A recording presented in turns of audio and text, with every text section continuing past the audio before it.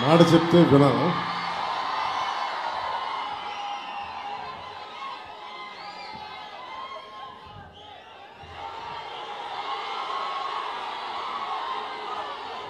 ఈ సభకి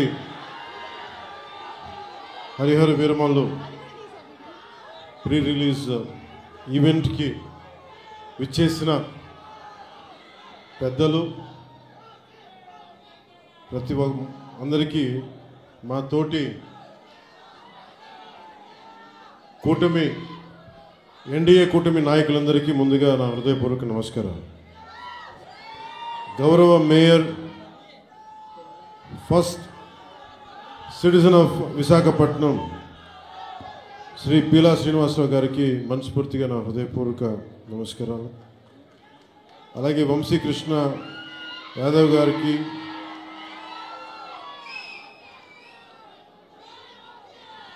గానా వెంకటరెడ్డి నాయుడు గారికి, పంచకర్ల రమేష్ గారికి, పల్లా శ్రీనివాస్ గారికి, శ్రీ గంటా శ్రీనివాస్ గారికి, సీనియర్ నాయకులు, నాకు ఇష్టమైన మేధావి, సూక్ష్మంగా అన్ని అర్థం చేసుకోగలిగే సీనియర్ నాయకులు శ్రీ కొండతల రామకృష్ణ గారికి,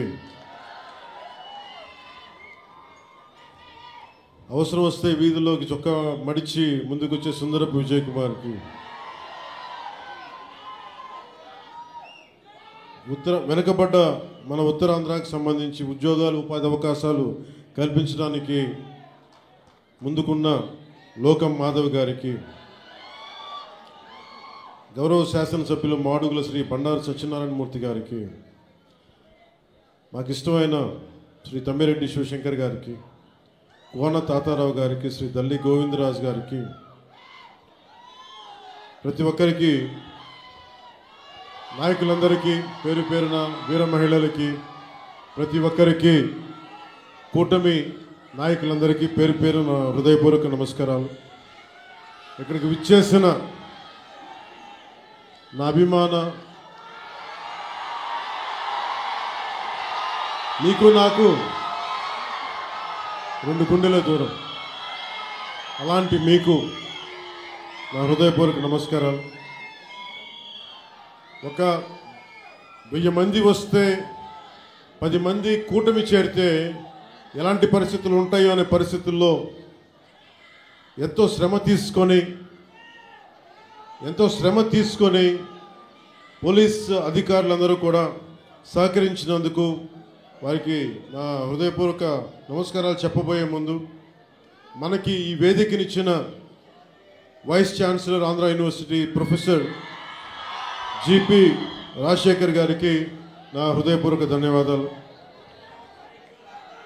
అలాగే commissioner of police Visakhapatnam Shri Shankhabrata Bagchi గారికి, Shri Harendra Prasad collector district magistrate Visakhapatnam, Shrimati Ajitha Vejendla DCP 1 DCP గారికి, మీడియా మిత్రులకి, పోలీస్ డిపార్ట్మెంట్లో ఉన్న ప్రతి ఒక్క మా కానిస్టేబుల్ సోదరులకి, మా SILకి, మా CA ఆఫీసర్స్కి, DSPలకి, ప్రతి ఒక్కరికి నా హృదయపూర్వక నమస్కారం.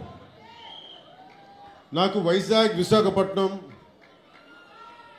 నాకు చాలా గుండెల్లో ఉన్నది.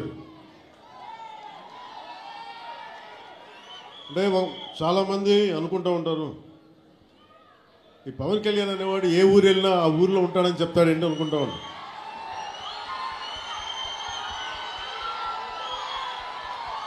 సత్యానంద్ గారు, అంటే నేను ఒక ప్రభుత్వ ఉద్యోగ కొడుకుని కదా, రకరకాల ట్రాన్స్ఫర్లు అవుతూ ఉంటాయి.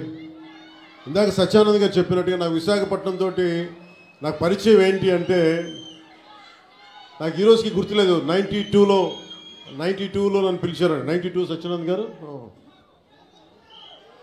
అంటే నేను ఏమవ్వాలి అనుకునే పరిస్థితుల్లో చిరంజీవి గారు నన్ను, వీడు ఇంట్లో ఉండి పాడైపోతున్నాడు, ఇంట్లోంచి బయటికి వెళ్ళేవాడు కదా. ఒక 16 ఏళ్ళ అమ్మాయిని ఎలా పిలుస్తారు ఇంట్లోంచి బయటికి వెళ్ళకుండా, నన్ను ఇంట్లో పెట్టేసేవాడు. నాకు వెళ్ళాలంటే ఇట్లా ఉండేవాడిని కదా. అలాంటి నన్ను తీసుకెళ్ళి వీడికి ఏదో ఒకటి ఇంట్లోంచి పడేస్తే తప్ప వీడు ఏదో నేర్చుకోవడం చెప్పి ఆయన పిలిచి నన్ను విశాఖపట్నం పంపించారు. అలాగే విశాఖపట్నంతో నాకు పరిచయం. అలాగే మన ఉత్తరాంధ్ర ఆటపాట బై బై ఏ బంగారు బాయి చెరువు కాడ బోరింగు